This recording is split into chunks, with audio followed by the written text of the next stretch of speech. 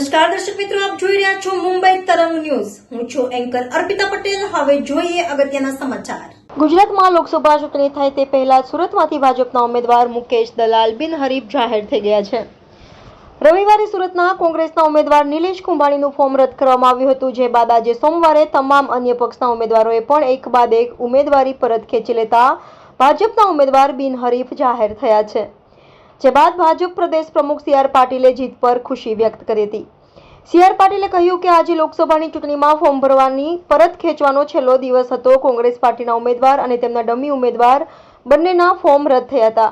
તે પછી ભાજપના ઉમેદવાર મુકેશ દલાલ અને અન્ય 8 ઉમેદવારો હરીફાઈમાં હતા. તેઓ કેટલીક પાર્ટી અને અપક્ષ ઉમેદવારો હતા. તેમણે આજે પોતાની ઉમેદવારી પાછી ખેંચી લેવાને કારણે સુરત કલેક્ટર દ્વારા મુકેશ દલાલ 24 સુરત લોકસભાના ઉમેદવારને બિનહરીફ ચૂંટાયેલા જાહેર કર્યા છે. રિપોર્ટર વિજય મકવાણા, મુંબઈ તરંગ ન્યૂઝ, સુરત. લોક પ્રતિનિધિત્વની અધિનિયમ 1951ની કલમ 53ની પેટા કલમ 2 હેઠળ ચૂંટણીના પરિણામની જાહેરાત કરું છું.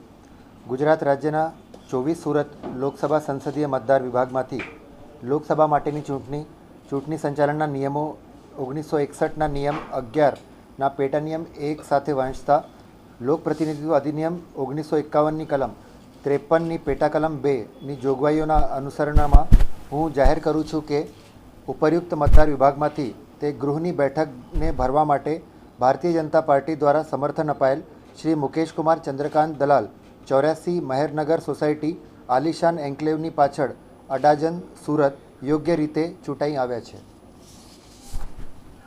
ઇંગ્લિશમાં એકવાર